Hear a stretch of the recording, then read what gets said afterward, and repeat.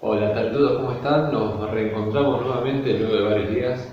En esta oportunidad vamos a hablar un poco sobre lo que es el tarot y cómo se diferencia el tarot de otros oráculos de juegos de cartas. En la actualidad conocemos que no solamente existe como medio oracular de cartas el tarot, existen muchos otros. Pero es conveniente separar que no todos los oráculos de cartas son tarot. La forma más fácil de establecer qué es tarot y qué no es tarot lo deberíamos encarar a partir de la estructura que compone lo que llamamos tarot. Para empezar, a nivel estructural se compone de 78 cartas, que están divididas entre 22 arcanos mayores, que es los que todos más o menos conocemos, y los 56 arcanos menores, divididos en los 4 palos que son los tradicionales de los juegos de cartas españoles: los bastos, espadas, oros y copas. Entonces, digamos, si nosotros agarramos cualquier mazo de tarot, el Rider, el Marsella, el Crowley, el de las alitas y gatitos mágicos, todos ellos van a tener exactamente la misma composición. Si nosotros agarramos un oráculo, cualquier tipo de oráculo de cartas, vamos a ver que si bien son cartas, si bien tienen un nombre, si bien tienen una numeración, si bien tienen seguramente una imagen alegórica, componente todo vinculado con lo que es el tarot, ellos no guardan necesariamente esta composición ni esta cantidad de cartas. La mayoría de las veces son todo un enorme conjunto de bloques de conceptos, alegorías, mensajes, pero que no marcan esta división entre un segmento de 22 cartas y otro segmento de 56, como lo vemos en cualquier mazo de tarot. Digamos, lo principal es entender que actualmente existen oráculos de cartas de cualquier tipo de concepto.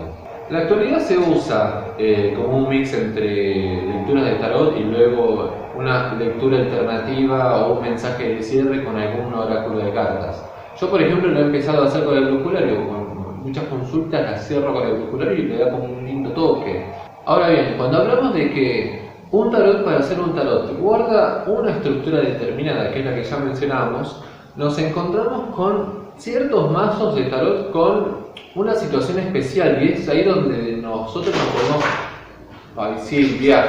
nos podemos preguntar si todos estos mazos que conocemos como tarots son realmente tarot si nos atendemos a lo que es un nivel, la estructura. Quizás uno de los ejemplos más paradigmáticos es el tarot egipcio. Tenemos varias versiones, básicamente tenemos dos versiones centrales, que es por un lado la que establece el tarot egipcio, pero se dan cuenta lo loca que está Silvia esta mañana, que es la que establece el tarot egipcio de Kier, y por otro lado los tarots, los que derivan de tarot egipcios de...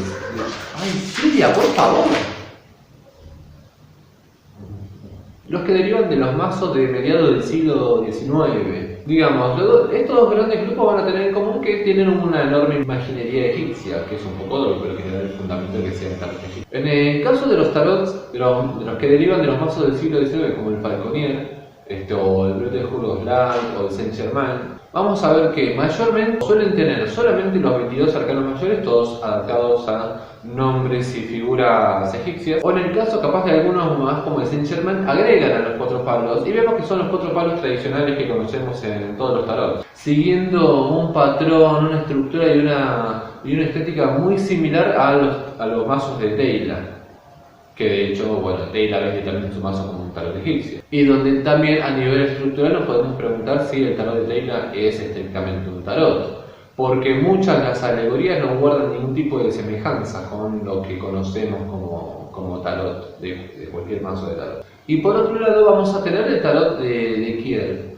de la década del 70, de acá de Buenos Aires, que no vamos a tener esta división de 4 palos, vamos a tener simplemente una secuencia del 1 al 78, donde las primeras 22 cartas vamos a encontrar un enorme paralelismo con los que conocemos como los arcanos mayores, pero luego el resto de las 56 cartas que quedan no guardan un paralelismo. Primero, no están divididos en palos, y segundo, no guardan tampoco una división entre cartas numeradas y cartas de la corte.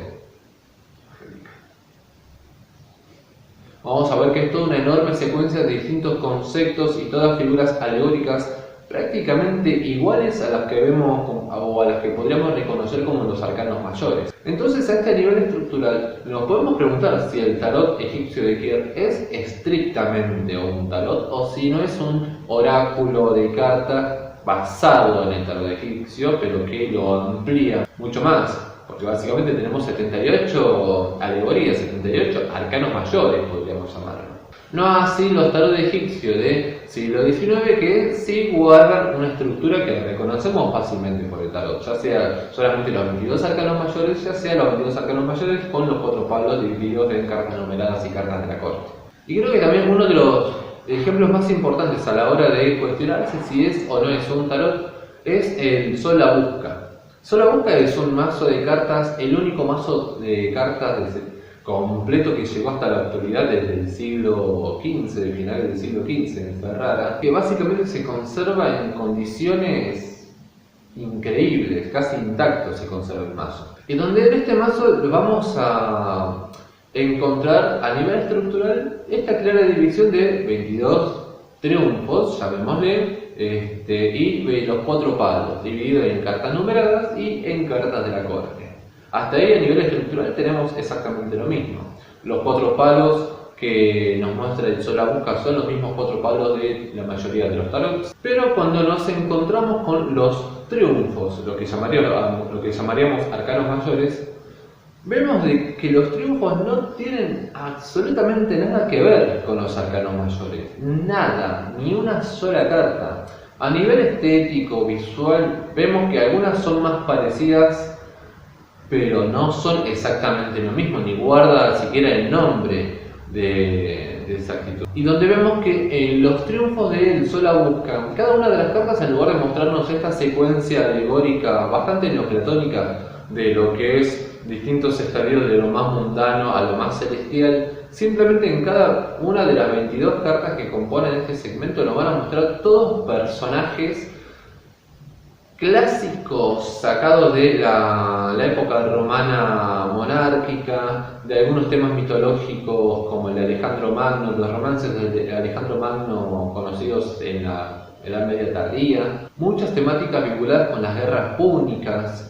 Es decir, como todo un montón de cosas y todos personajes vinculados que no terminan de tener un tipo de evolución clara o un camino desarrollado como si lo podemos encontrar en las alegorías clásicas de los arcanos mayores, de los triunfos. Entonces, bajo esta mirada, uno puede plantearse si, está bien, tienen la misma composición, tienen los mismos palos, pero si los arcanos mayores no son lo mismo y de hecho para utilizarlos con una finalidad cartomántica, son muy rebuscados, requiere un estudio bastante complejo para conocer todo el trasfondo de cada uno de esos personajes. Y es básicamente leer historia antigua y una historia que ni siquiera es de historia popular que uno encuentra fácilmente en un libro o una referencia.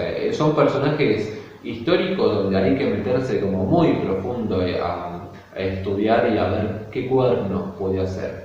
Y también se presenta la ambigüedad sobre qué personajes son, porque si bien podemos hallarlo con un nombre, ninguna de estas cartas realmente están representando a ese personaje cuyo nombre es dado. Directamente podría ser cualquier tipo de persona, si le sacamos el nombre, si lo llamamos, no sé, Catón, Nabucodonosor, distinto que si lo llamamos, no sé, Néstor o Carlos Saúl, tranquilamente podrían hablarnos de lo mismo. Entonces, el Sol la Busca representa acá una situación bastante gris. ¿Es estrictamente un tarot? ¿O directamente lo podemos resguardar dentro de lo que es la categoría, la mal llamada categoría del tarokis italiano?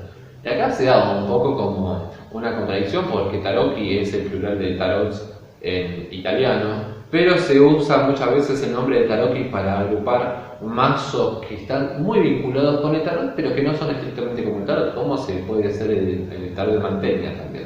Entonces ya vemos que hay muchos tarots que se puede uno cuestionar si son estrictamente tarots. Hay un montón de oráculos de cartas que no son tarot, pero que puede darnos un lindo complemento a la hora de una lectura, de una sesión. Pero también no podríamos dedicar este segmento sobre oráculos de cartas sin hablar de quizás lo que ahora es como el boom de este oráculo de cartas, que es el Lenormand. Y realmente es reconocer que ahora hay un boom en los últimos 3 años, 4 años, de repente se puso de moda aprender Lenormand, desde Mary Greer, todos los grandes autores estadounidenses, incluso muchos personajitos que pululan por acá, empezaron a darle pelota al Lenormand. Y creo que quizás la fuente de este éxito tan comercial que recibe ahora el Lenormand es gracias a que posee una enorme facilidad a la hora de utilizarlo con fines predictivos o para que dé un mensaje bien claro. El tarot, para bien o para mal, se le fue embebiendo todo un enorme contenido bastante amplio que muchas veces da una enorme vagueza en su mensaje, como mucha gente que lee solamente los arcanos mayores dentro de ciertos lineamientos místicos o New Age, y donde te termina diciendo un montón de cosas lindas pero no te dice nada concreto.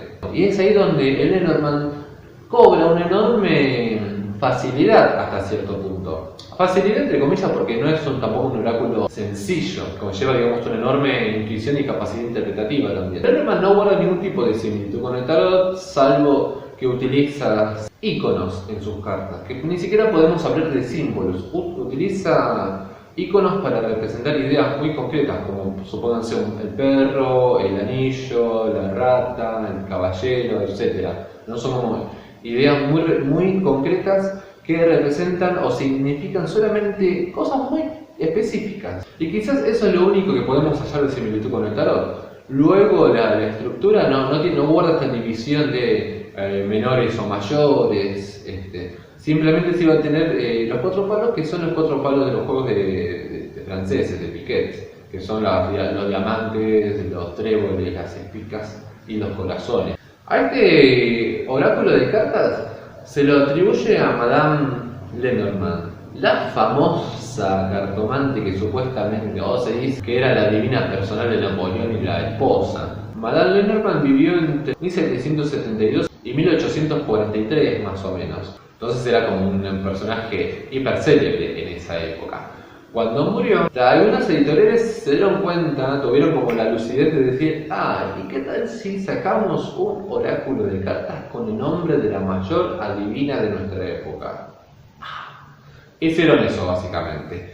La editorial Grimaud, apenas 2 años después de que falleció en 1845, lanzó el gran juego de Mademoiselle Lenormand, que básicamente es un mazo tradicional de cartas francesas de 52 cartas, que no es exactamente como el más popular, digamos, el que ahora está haciendo boom. Y un año después, en 1846, sale en Alemania el Petit Lenormand, que el Petit Lenormand es el que ahora está como causando tanto furor, que son 36 cartas divididas en los palos franceses. Es para tener en cuenta que Madame Lenormand jamás los utilizó. Jamás supo de su existencia. Él ha utilizado las barajas de piquet como se estilaban en esa época para cartomancia, habrá utilizado quizás el mazo de Taylor, seguramente porque lo sobrevivió y se comió la parte más popular de la influencia de Taylor.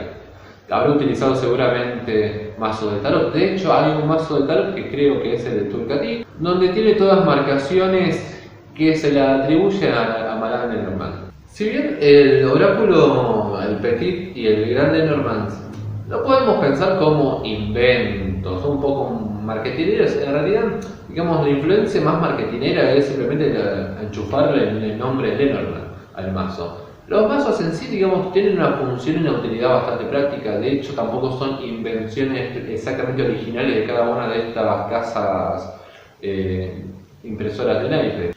En el caso del Petit Lenormand podemos encontrar que está basado en 2 grandes juegos de cartas de franceses, que está basado, digamos, en determinadas cartas de síbilas de finales de 1700 de Francia, donde guardan muchas de las imágenes que encontramos en el Lenormand, como también en un juego que incluía cartas que es el llamado Juego de la Esperanza de Nuremberg de finales de 1700, donde vemos que muchas de las cartas que encontramos son exactamente las mismas, ampliadas con otra más que no guardan relación, y donde también el Juego de la Esperanza, además de venir con las reglas de cómo se utilizaban las cartas en este juego para jugar, venía con un pequeño apartado sobre cómo utilizarlas en adivinación, y en esa guía sobre cómo utilizar las cartas para adivinación viene a darnos la estructura de lo que hoy se conoce, se llama el Gran Tableau, el gran esquema de lectura que se utiliza para realizar la lectura tradicional de Lenormand. Y también el Lenormand va a tener la influencia de muchos juegos de cartas que reproducían los significados o las imágenes que uno podía utilizar de referencia para interpretar la borra del café.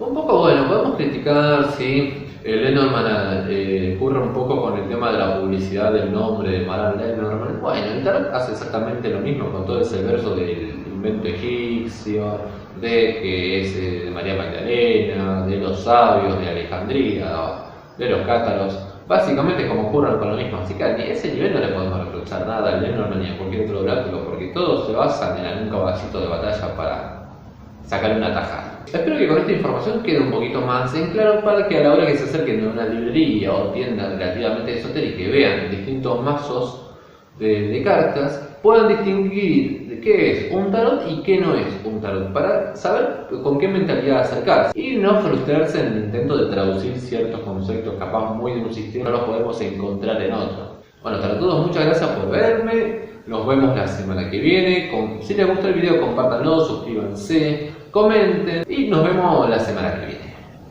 Besitos.